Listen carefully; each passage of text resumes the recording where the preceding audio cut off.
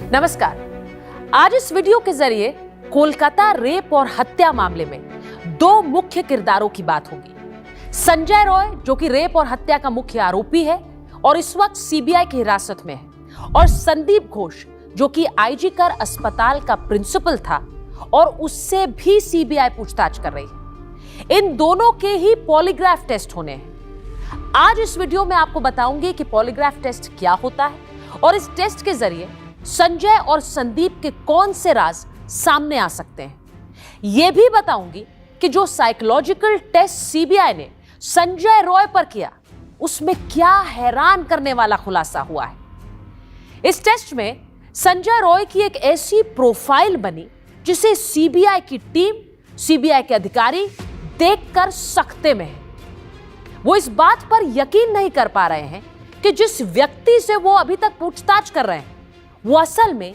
एक इंसान नहीं, जानवर है। सीबीआई ने संजय रॉय का एक साइको एनालिसिस टेस्ट किया। इस टेस्ट के जरिए किसी भी आरोपी की एक साइकोलॉजिकल प्रोफाइल तैयार की जाती है। संजय रॉय की भी एक प्रोफाइल तैयार की गई। इसमें सिर्फ सवाल पूछे जाते हैं और जवाब देने के तरीके से और जवाबों पर इंसान की प्रतिक्रिया, उसके रिएक्शन से उस व्यक्ति का एक स्केच तैयार होता है। संजय की जो प्रोफाइल तैयार हुई, उससे साफ होता है कि संजय एक आम आदमी की तरह बर्ताव नहीं करता। उसकी दरिंदगी की हद इतनी है कि सीबीआई को इस रिपोर्ट में यह कहना पड़ रहा है कि उसके अंदर एक जानवर छुपा है। आमतौर पर आप फिल्मों में ऐसे डायलॉग सुनते होंगे कि एक वहशी दरिंदा है, इंसान नहीं जानवर है। असल में असल जिंदगी में ऐसे लोग संजय रॉय जैसे ही होते हैं, जिनका किसी भी तरह की दरिंदगी करते हुए ना हाथ कांपता है और ना उन्हें कोई अफसोस होता है। संजय के साइकोलॉजिकल टेस्ट में यह साफ हो गया कि रेप और हत्या की बात करते हुए उसके माथे पर शिकन नहीं थी। उसे कोई अफसोस नहीं था, कोई मलाल नहीं था। वो बहुत ही बेशर्मी से अपने इस जघन्य अपराध के बारे में बयां कर रहा था।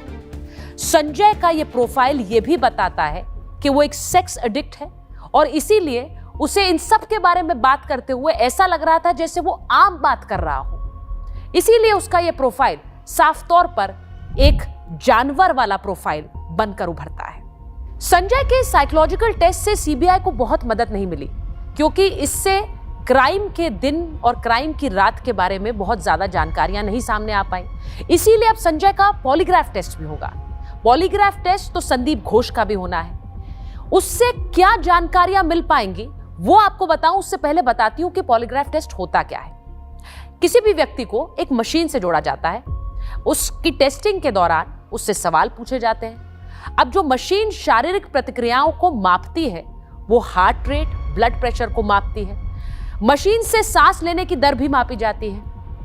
अगर व्यक्ति झूठ बोलता है तो उसकी शारीरिक प्रतिक्रियाओं में बदलाव होता है, यानी आपका हार्ट रेट, आपका ब्लड प्रेशर बदलेगा, उसमें चेंज आएगा। झूठ बोलने पर यह बदलाव साफ नजर आता है और इसीलिए पता लग जाता है कि कोई व्यक्ति किसी क्राइम के बारे में झूठ बोल रहा है। संजय के पॉलीग्राफ टेस्ट से यह पता लगाने की कोशिश होगी कि क्राइम की रात वो अकेला था या उसके साथ और लोग थे। यह भी पता लगाने की कोशिश कि क्या हत्या का प्लान पहले से था या फिर अचानक उस रात अस्पताल पहुंचकर उसने पीड़िता के साथ रेप और हत्या की।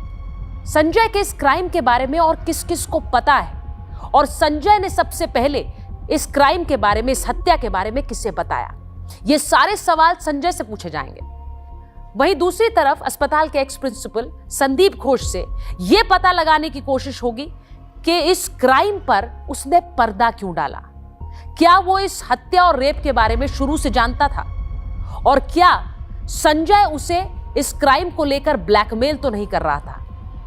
यह भी पता लगाने की कोशिश होगी कि क्या संदीप के बारे में राज कोई पीड़िता जानती थी और इसीलिए संजय के जरिए संदीप ने पीड़िता की हत्या करवाई। पूरे देश को झकझोर देने वाली इस रेप और हत्या केस के बारे में आप क्या सोचते हैं? इस तरह के मर्डर्स के बारे में आप लोग किस तरह अपनी आवाज पहुंचाना चाहते हैं? इस वीडियो पर अपनी राय जरूर दें।